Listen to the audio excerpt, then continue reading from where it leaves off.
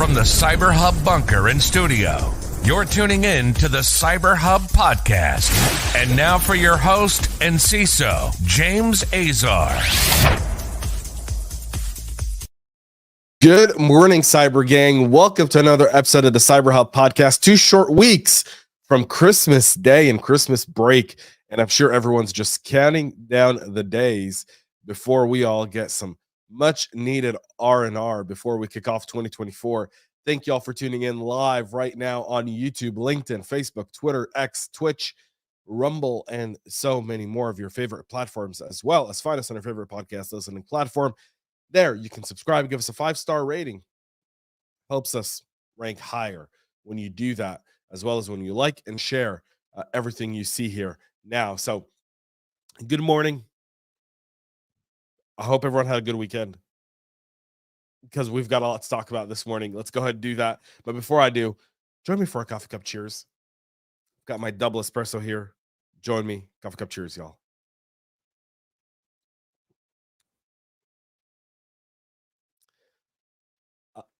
Espresso at a perfect temperature kind of leaves you breathless for a second. I know I'm romanticizing coffee, but it is what it is. Let's go ahead and get started. We've got a lot to talk about in terms of water systems. Apparently, we've neglected it, and so threat actors are coming after it. And that's no laughing matter, because simply we're all made of water and we need water to exist. An attack on water could have significant consequences. You can take down electricity, and most people can survive 2 to 3 days without any power. Now, I mean, anyone over the age of 35 would survive that, because we all remember days before iPhones. Anyone under the age of 35 may have some psychological issues of how to keep themselves busy. I hear books are amazing. That's why I have all of mine in paperbacks. So with that being said, water systems, on the other hand, can cause mass casualty events. They can cause significant health issues. They can also cause death. So any sort of attack on our water systems is significant.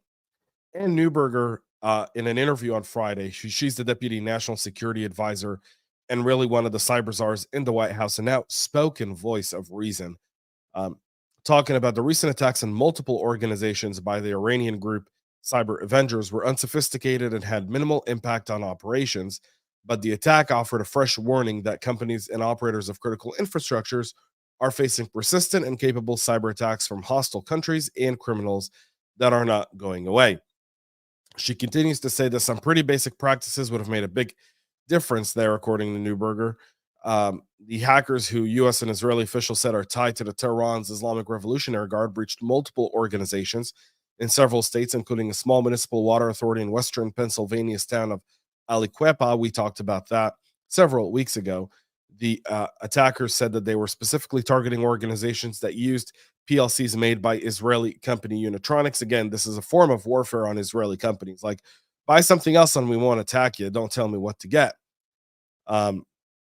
Matthew Moats, the chairman of the Municipal Water Authority in Pennsylvania, which discovered it had been hacked on November 25th, said that federal officials have told him that the same group also breached 4 other utilities and an aquarium. These hacks happened over the Thanksgiving weekend. The White House said that Tehran has also supported the Houthi rebels in what they do with their screaming spokesperson. If you haven't seen him, there's some very, very funny videos of this guy. He screams. He does not speak. He screams. Like, I feel like his speech is in all caps, although in Arabic there's no such thing. But if there was, it'd be really funny. So there's that. Now, my issue here is in the mindset. Well, they weren't really sophisticated. They weren't really a big deal. When someone is small, you crush them when they're coming for a giant. Iran has constantly and is constantly using its extensions all over to target different U.S. interests. It did that with Hamas in Israel. Well, not really. I mean, they trained Hamas. This was supposed to be a greater attack that Iran wanted to stand in the middle of and have Hamas, Hezbollah, the Houthi rebels, and so many others of their militias in Syria and parts of northern Jordan invade Israel simultaneously. They wanted to drop Israel within 3 days is what their thought process was, according to multiple intelligence reports of some of the leaked information following the October 7th attack. Uh, Hamas is an undisciplined, uh, uncontrolled militia. And so they did their own thing. And so the whole plan is foiled now, and they'll have to come up with something else. So there's that. But these water systems are really, really vulnerable. And now people are calling for more regulation. And I have yet to see a regulation stop a breach. So I'm wondering if we're going down the right path here. There should be some responsibility on water authorities, but water authorities don't make a lot of money. They're also municipal, meaning in order to pay for those upgrades, there's going to have to be one of two things. And that's mostly spending taxpayer money to secure those systems in a time where we have inflation. Again, compounding factors here as you look at this. When you're a practitioner, as a cybersecurity practitioner in any organization, these same challenges show up in your organization, right? We have these 10 problems. All right, how much does each risk pose? And then how much money do we have in order to go solve those risks and reduce them? The same applies here. There's also another way to do it where we're already spending money. It's called NSA and DOD.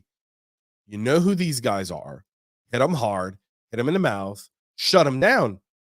Solves the problem. Then build a plan to secure the nation. Instead, we're just letting these people in the cyber warfare space just keep nipping at us, and we're letting it happen without really addressing the root cause of this.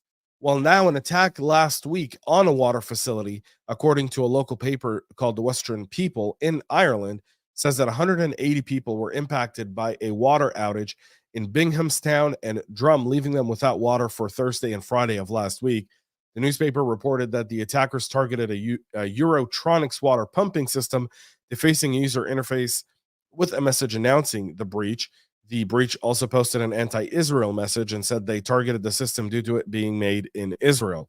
Many attackers joined in on the Israel-Hamas war after the conflict has started, as many of you have seen.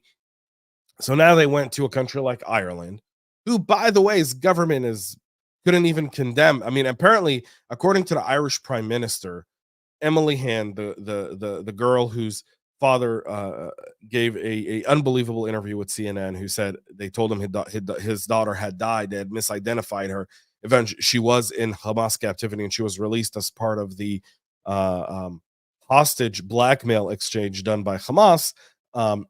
So apparently she was lost. She wasn't kidnapped by a terror organization. She was lost. So now they're attacking the Irish, which, I don't know, tells you more about them than about me, I guess, in that matter. Why would you attack people who somewhat support you? And that doesn't, we're not only there. Now, critical vulnerabilities in Delta Electronics OT monitoring products could allow attackers to hide destructive activities from targeted organizations' employees. This affects the Delta InfraSuite device master, and the existence of vulnerabilities came to light in late November. Advisories were published by CISA and the Trend Micro Zero Day Initiative, which coordinated the disclosure on behalf of the researchers Piotr Bazaldo and Nien Den Hong. InfraSuite Device Master is described by the vendor as a data center facility monitoring software that enables real-time monitoring of critical devices, including power and cooling systems, building sensors, and ICS systems such as PLCs and power meters. 4 types of vulnerabilities were identified, including 2 that have been assigned a critical severity rating. The critical flaws can be exploited by a remote unauthenticated attacker to execute arbitrary code on the targeted system. ZDI Dustin Childs told Security Weeks that one of the critical vulnerabilities tracked as CVE 2023-47207 can be exploited from the internet if the system is accessible from the web. Childs said a perfect example of such an attack in the real world would have been something similar to Stuxnet. Delta Electronics product vulnerabilities have been targeted by malicious actors previously, so there's that. We'll see how this kind of goes into play, but it just shows you inherently these critical systems that operate are so vulnerable. The notorious ransomware group BlackCat, or Alpha 5, their leak site has been offline for several days now. It's been inaccessible since the 7th of December, and Now it's being attributed to potentially being taken down by law enforcement. In an update on Sunday, the company RedSense Chief Research Officer Yuseliasi Bonevji confirms that the threat actors, including BlackCat affiliate and initial access brokers, are convinced the shutdown was caused by law enforcement action.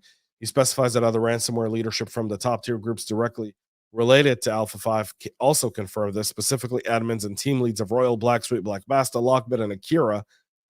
RedSense also learned that the cyber criminals expect everything to be restored soon, which suggests the impact could have been limited, if anything at all. The North Korean Lazarus group continues to exploit Log4j to deploy remote access Trojans. Cisco Talos is tracking the activity under the operation name Blacksmith, noting that the use of 3 DLang-based malware families, including an RAT called 9rat, that leverages Telegram for command and control and DLRAT, and a downloader dubbed the bottom loader. The cybersecurity firm describes the latest tactics of the adversary as a definitive shift, and that they overlap with the cluster widely tracked as Andriol, aka Onyx Sleet, a subgroup within the Lazarus umbrella. Attack chains involved the exploitation of Log4Shell against publicly accessible VMware Horizon servers to deliver the 9RAT. The abuse of Log4Shell is not surprising, given the fact that 2.8% of all applications are still using vulnerable versions from that library as well. So if you haven't patched it, if you're still on there, they're also using the JetBrains Team City vulnerability, CVE 2023-4279-3. They're using that as a hazy load, as part of the hazy load download, and feeding the bottom loader malware onto these devices. So they're using multiple vulnerabilities in your environment. And this brings the conversation ahead Friday. We had a special podcast with my friend Jason Martang from Pantera. We talked about kind of the shift in the kill chain and the understanding of how these different vulnerabilities come together and why continuous testing is critical. This falls right into that conversation. If you missed that episode, go check it out. It was really, really fun. The Apache Foundation over the weekend announced security updates that address the critical severity file upload vulnerability in the Struts 2 open source development framework, warning it could be exploited to execute arbitrary code. This is CVE 2023-50164. It's described as a flaw in the file upload logic, which could allow an attacker to enable path with traversals. No technical details were published, and it's been patched, so make sure you update to version 2.5.32 or 2.3.37 or 6.3.0. The vulnerability was patched with versions 2.5.33 and 6.3.0.2. So, sorry, I was reading off the last versions that are vulnerable to it when I should have been reading those ones. So there's that as well. And finally, Google shares a fix for the deleted Google File Drive scenario that's been happening.